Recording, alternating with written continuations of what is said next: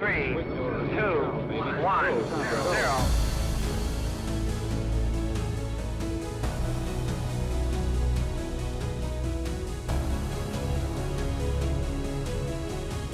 Good afternoon. Welcome back, everyone, to another episode of Ground Control, where we talk about all things outer space here on Queen City News Plus. I am your co-host, meteorologist Andrew Brightman, and of course, I have joining me my other co-host, executive producer Matt Campbell. How are you doing today, Matt, after an historic mission? I am very happy. I'm just glad that it all went well. There was only one problem that they recurringly had on the Yep, flight, but we'll probably get to that. we I'm will. just glad everybody is home safe and they've sent back so much to Earth, not just knowledge, but feeling. Feeling is a great way to describe kind of what we experienced on that mission here around the moon and back, with the capsule Artemis, the Orion spacecraft touching back down off the California coast here near San Diego at approximately 5:07 Pacific time here this past Friday. After a successful mission, but as you were alluding to, man, a couple of hiccups there. And also, this is one of those times when we splashed in here is off the coast of California. Please correct me if I'm wrong. I think previous Apollo missions, they would be much farther out in the Pacific. They Jack. could be out towards Samoa. They could be mainly just out in the Pacific, far Yeah. out in the Pacific. And they would have all kinds of ships strung about the Pacific, but usually they were targeting for one spot. But they had plenty of real estate, Yeah. watery real estate though. But they would splash down out in the Pacific because they figured that would be the easiest way to get their ship back. That's yeah, and it's just nice they didn't have to take such a long journey to get back home here, like previous Apollo missions. But with Artemis 2 being back and complete, it's time to kind of recap what we saw. Obviously, this is the deepest. One of the big stories here was the deepest humans have ever gone into space here, because unlike previous Apollo missions, they were on what was called a free return trajectory here, which means they're not trying to actually get into lunar orbit, but they're just trying to go around, test the systems, have 4 people in the space capsule like that, and coming on back here, Matt. But let's kind of get into a little bit of what we saw here with the Artemis mission. Some of the interesting things there is obviously the Orion spacecraft coming back down, splashing down. What we saw here on Friday felt like it was almost a scene out of a movie watching that, Matt. But as we kind of get back to what we kind of learned here during the mission, can you take us into kind of what was going on with the toilet here a little bit? That was the big story here with the in terms of any hiccups out there with the Artemis mission. This was a $30 million piece of plumbing where it was going to be similar to what we do on Earth. You could sit down and do your business, but they kept having an issue with the valve that lets the urine out of the space capsule. It kept freezing.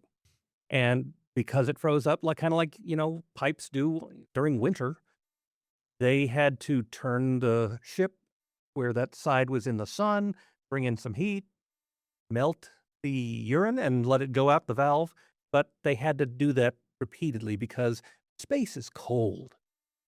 Space is cold, man. And yeah, that was kind of one of the biggest stories I saw out there in the news from this particular mission was kind of the issue with the toilet. But other than that, Matt, really, as we look back on this mission, for the most part, there were obviously the hiccups there, but it was a really successful mission, and it really has me kind of I was going to say optimistic for the future. I was getting my O words mixed up here, but really optimistic for the future of what we have going on for human space flight. So, we're done here.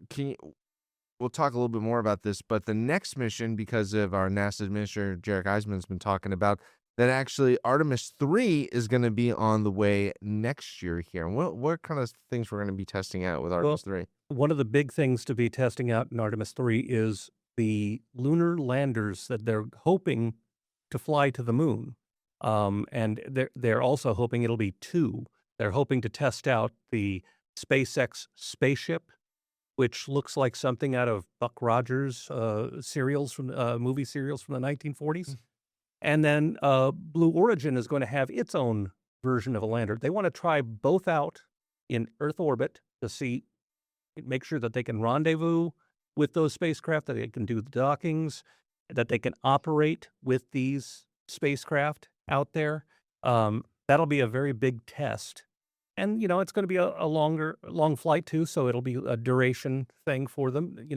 But of course, we have astronauts who spend up to a year or more on the International Space Station, so we're used to that. But these guys are going to be in a place that's no bigger than 2 minivans. Wow. Just impressive and really good.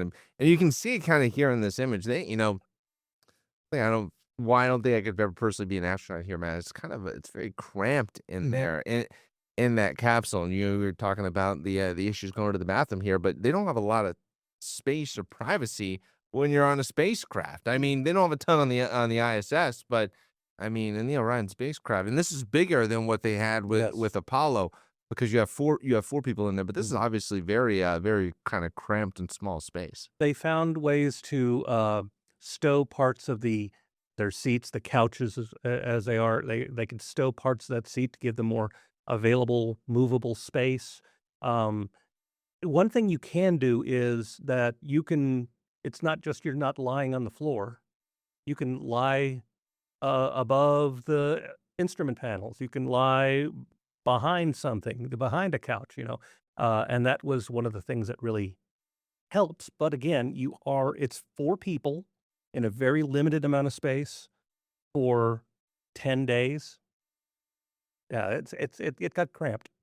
Yeah, no, got very, very cramped. That's just something I admire the most here. Is that you're in the spacecraft for you're over a week here going around the moon and coming back, and you're in very, very kind of tight quarters with people. Hopefully, they were best friends going into this trip here around the moon because that's who you got to deal with and spend very, very, very like, close period of time with during the duration of this mission. That was something. I mean, these people have been training for 3 years. They were Yes. named to this crew in 2023.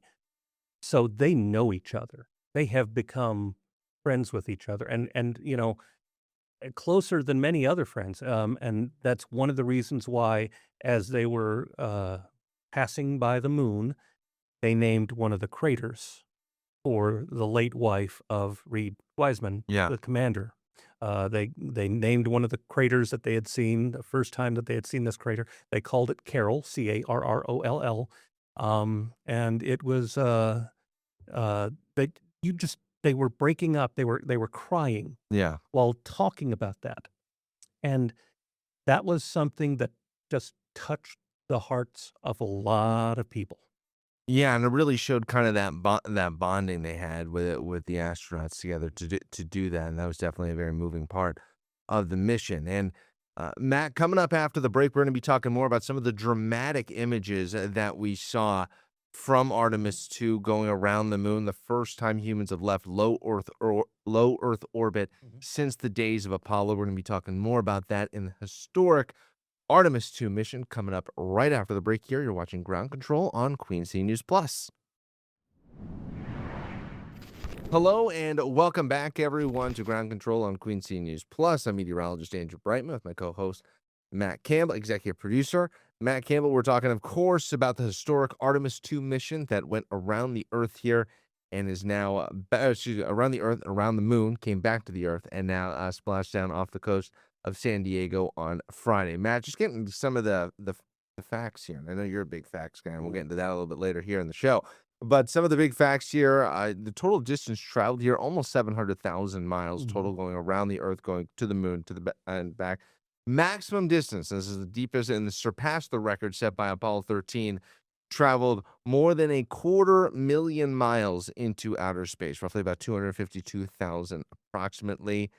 Then you talk about as this capsule is coming back, how hard and fast these things can hit Earth's atmosphere, hit Earth's atmosphere at approximately 25,000 miles an hour.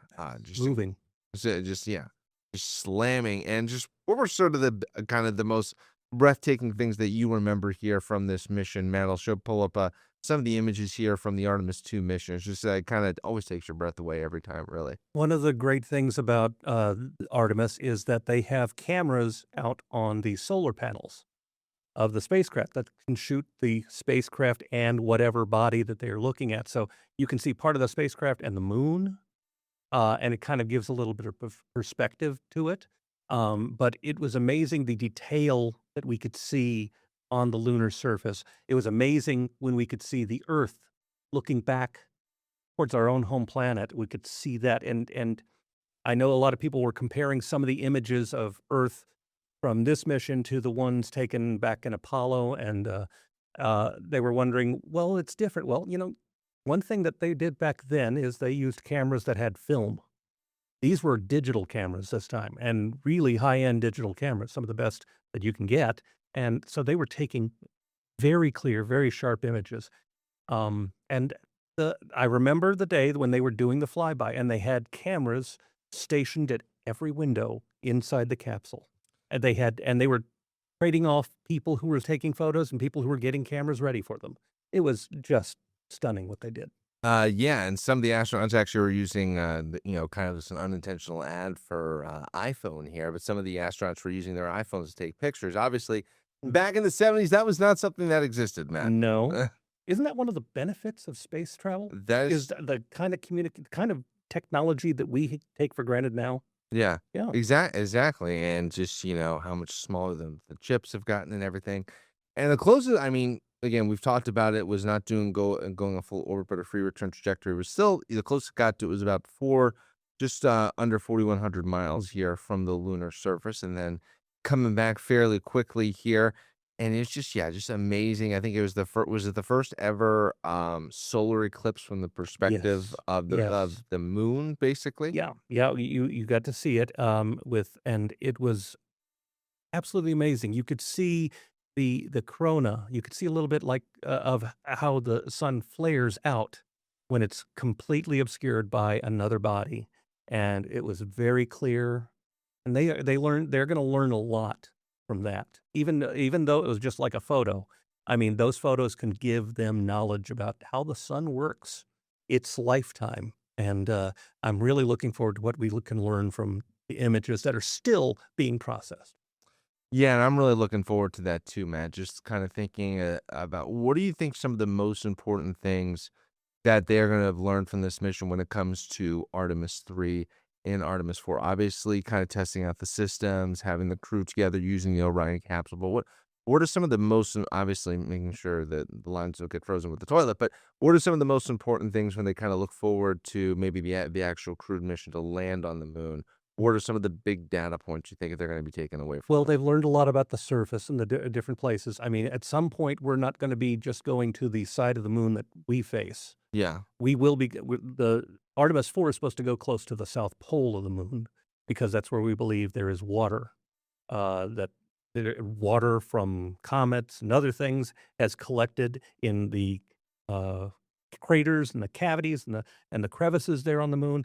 And that water can be used to uh, keep people alive on the moon and in sustained environments. It can be used as fuel for future missions that will go beyond the moon out to Mars. So I think they have a better idea of what is there. And they've also looked at places where, we could eventually land on the backside of the moon, the far side of the moon. And we did have somebody call last week and say, don't call it the dark side. Yeah, it's true. It's just the side that just because obviously when we have a new moon, that side of the moon is actually completely lit up. Mhm. Because we obviously have just always one side of the moon that is that is facing Earth, and it's just really really fascinating. Just thinking about, I just still can't believe it. It was over 50 years from the last time we left low Earth orbit, but I was just really blown away for the most part how smooth really the mission went Mhm. and how little there were in terms of problems. It's just a testament to the preparation that the astronauts had been doing over the course of the past years, getting ready for this mission here. And it's still interesting because in the age of you've got SpaceX, you have Blue Origin. This is still truly NASA with the SLS and the Space Launch System, sort of that the government funded version of space travel, still kind of leading the way in that respect. Yeah, there was one other hiccup that they did have on the flight. They needed help with Microsoft Outlook. Oh, that's right. Yeah, Yes. that was, like, the first couple of days, they were not able to get their email properly, so they had to call down to NASA IT and get the Geek Squad on the phone, and help them fix that. That's another thing that we're getting from this mission is the communication. Yes. It's just how important it is to be in touch with Earth, and not just for information, not just to monitor the mission, just for humanity, just to be able to talk to people. Yeah. One of the things that was great was when they did basically a phone call from the Artemis spacecraft to the International Space Station, and there were crew members who had been in space. Christina Koch had I forget what her name is. Had a friend, a fellow astronaut who was aboard the International Space Station. They were over on the International Space Station the last time that they were together, and they did spacewalks together. Jessica Meir, I want to say, or Jennifer Meir. I forget. I'm sorry. I don't know this off the top of my head.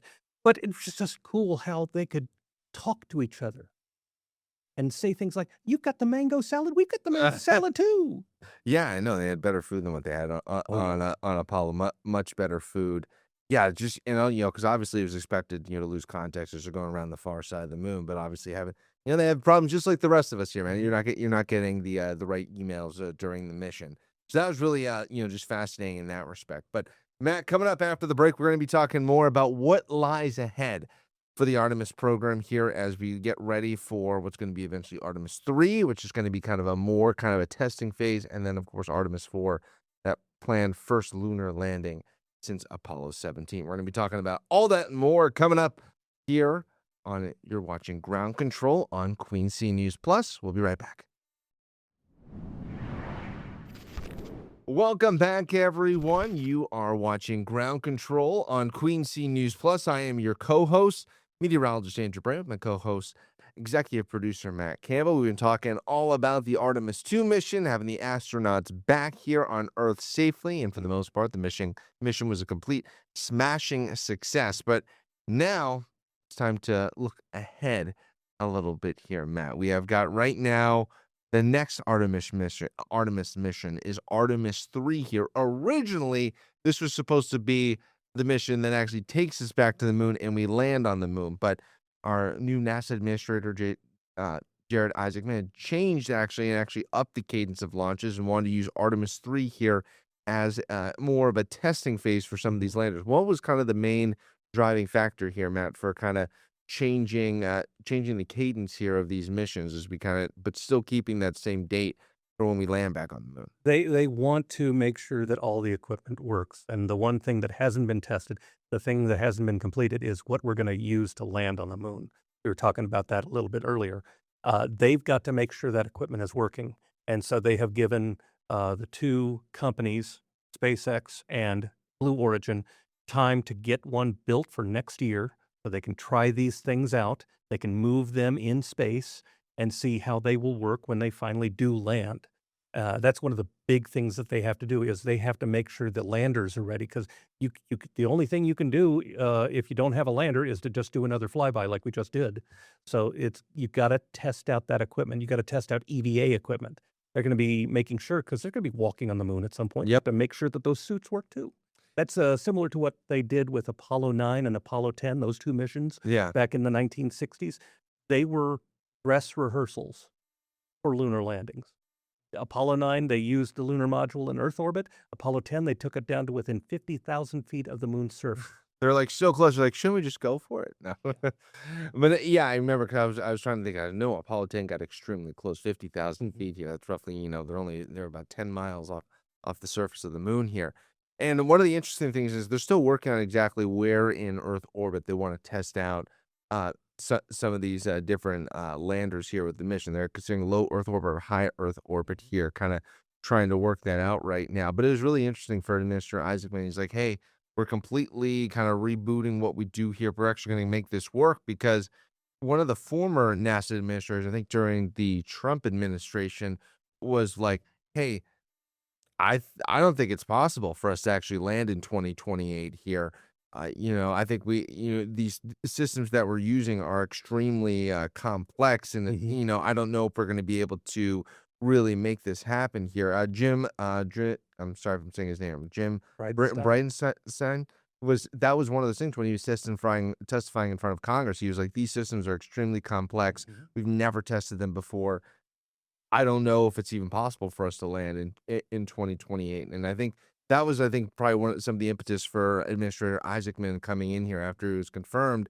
Right before Artemis 2 was supposed to launch, he did this whole revamp of the missions, and he's like, we want to get back to where we were during the Apollo period, which is we're doing one launch here. Well, actually, during Apollo, I think they were doing more than once a year, but they, at least once a year of testing out and making sure kind of are ready here for going back to the moon. As someone who, I mean, loves the space program, I'm sure I'm not quite on your level, Matt, but Well, it's really exciting to know that like they are really committed here to getting us back onto the moon by 2028. they're trying to just test out the hardware to make sure it's ready to go. They don't want to do anything flying by the seat of their pants on this. They want to make sure everything works. Because when they do get to Apollo 4, which is going to be hopefully in You 2020. mean Artemis 4, a little Freudian All slip? right. Yes. Artemis. Yeah, forgive me. Mm. Artemis 4, when they finally do get to that in 2028, that's when we're finally going to set foot on the moon again.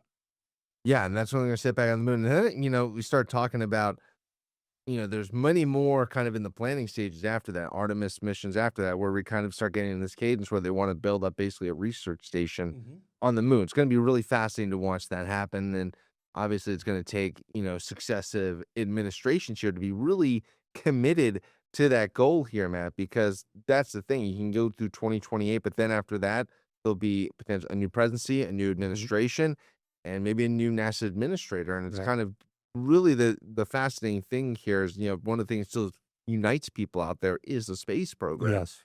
To kind of get that buy-in and be like, hey, are we actually going to start to maybe build a more permanent presence on the moon? How do we get ready to go to Mars at some point in the future? I just think right here, we are right at the beginning, sort of the true, like the genesis of this new space program here as we're going to be developing going out in the forward. And that's something I am personally really excited Yes. on that. And I just hope it keeps kind of going on this path of the success that we saw with Artemis. It will be very important. And this helped because we got to know a lot about these astronauts on Artemis 3. We got to know a lot about them. We got to feel their personality. Yeah.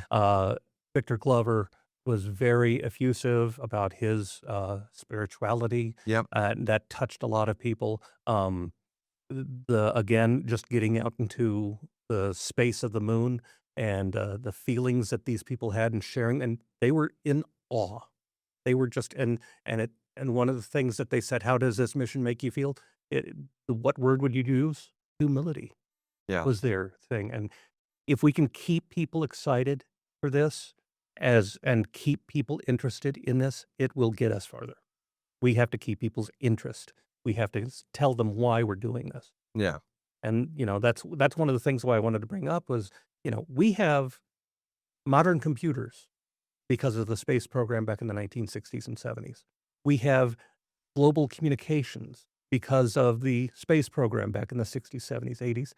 All of these things have transferred into our lives every day. And they were developed because it got its start with the space program. Yeah. So that's why it's important. No, it's extremely important. And again, it just for me being the optimist, I just love the idea of humans going farther and farther out, really into the universe here, man. I'm looking online. I don't think they've even announced the crew yet for Artemis 3. I don't remember. I don't Okay. think they have. I've been doing a little bit of a search here. Yeah, I don't think they'll be I'm very excited to see when they announce actually the astronauts that are going to be Artemis 3, that crucial testing phase of the landers here as we get ready for that. And of course, and then it'll be the big moment when they announce the Artemis 4 astronauts here that are actually planning to land on the moon again. Hopefully, plan is for 2028. So that's going to do it all for us here with this episode of Ground Control. But Matt, it's time for everyone's favorite part of the show. It's time for this week's version of Matt's Fact. Yeah, and the Matt's Fact this week is going to be about what we were just talking about, how much we get from space programs. The Artemis program is expected to have cost about $100 billion. The Apollo program from 1962 to 1972, about $109 billion. And we spent $199 billion. This is all adjusted for inflation. About $199 billion on the space shuttle, which flew for 20 years. That's where the investment goes. Those are the numbers. Those are the facts on that. got our accountant here this week. Here Oh, for those are my taxes. for this week's edition of Matt's Fact. Loved it, Matt. And that's going to do it all for us here on Queen City News Plus. For my co-host here, executive producer Matt Campbell, I am meteorologist Andrew Brightman. We will see you right back here on the episode of Ground Control right here on Queen City News Plus. Take care.